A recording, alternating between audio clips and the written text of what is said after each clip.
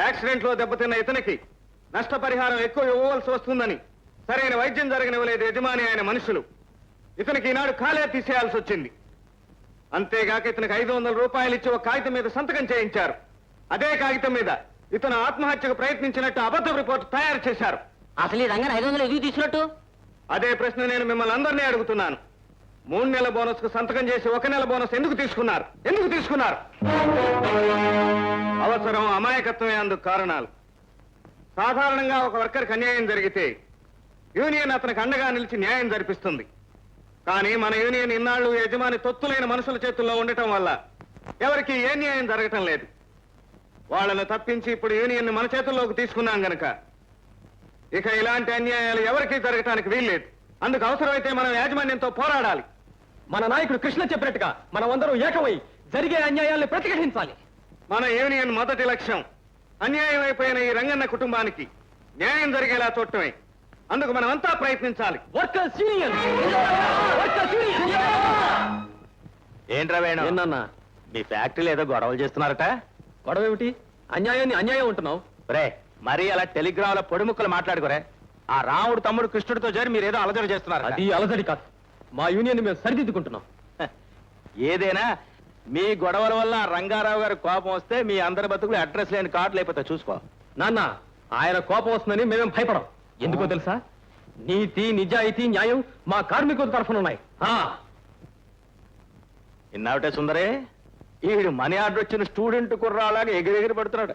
వీళ్ళందరినీ రెచ్చగొడుతున్నది రాముడు తమ్ముడు కృష్ణుడేనంటండి. ఇప్పుడు ఈ సంబంధం మనం చేసుకుంటే ఆ రంగారావు గారు మన మీద బుస కొడతాడేమో. అంటే తీసి ఇప్పుడు సంబంధం వద్దంటావు? కొంప తీయకుండానే వద్దంటాను. రేపు ఈ గొడవల వల్ల ఈ ఉద్యోగం ఊడిపోతే మనకి ఏ ఇబ్బంది లేకుండా గడవాలి గనక ఓ 5,000 కట్నం ఇవ్వమని అడుగుదాం. వచ్చే ఏదో వంక దొరికింది కదా అలా డబ్బు గుంజేయడం తప్పే. తప్పేమిటండి తప్పు? మనం ఏదో దోపిడీయో దొంగతనం చేస్తున్నాడు తప్పంటారేమిటి? మన అబ్బాయి కట్నం ఇస్తేనే ఈ పెళ్లి జరుగుతుందని చెప్తాం.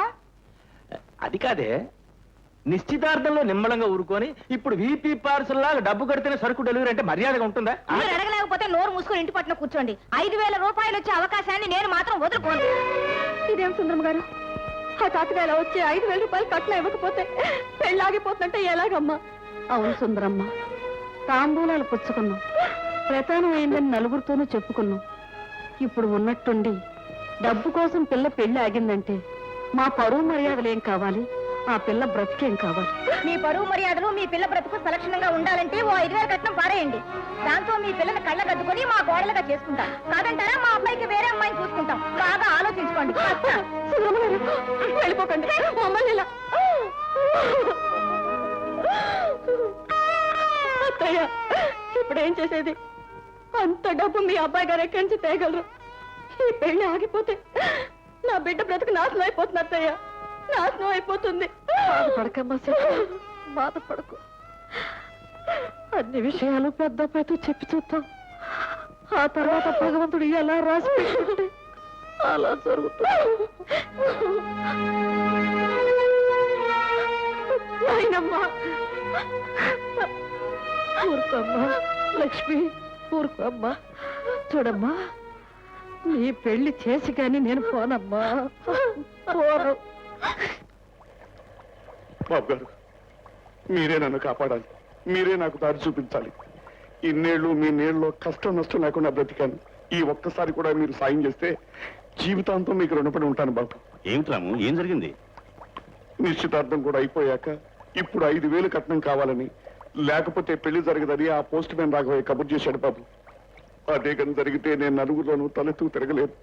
నా కూతురు కన్నీళ్లు చూసి మా అమ్మ ప్రాణాలతో ఉండదు బాబు. అదేమిటి రాము, నమ్మిన బంటు లాంటి నీకు సహాయం చేయడం నా బాధ్యత. ఈ పెళ్లి తప్పకుండా జరిగేలా నేను చూస్తాను. నిజంగా మీరు మా వర్కర్ల పాలిట దేవుడు బాబు, దేవుడే. దానికేం గాని మీ తమ్ముడు కృష్ణ ఒకసారి రమ్మని చెప్పు. వాడెందుకు బాబు? వాడు నేనేం చెప్పినా వింటాడు బాబు. నెల నెల మా ఇద్దరు జీతాల్లోంచి మీరు అంచుకోండి బాబు. కాదులే, నేను అతనితో స్వయంగా మాట్లాడాలి. డబ్బు కూడా అతని చేతికి ఇచ్చి పంపిస్తాను. అలాగే బాబు, ఇప్పుడే పంపిస్తాను.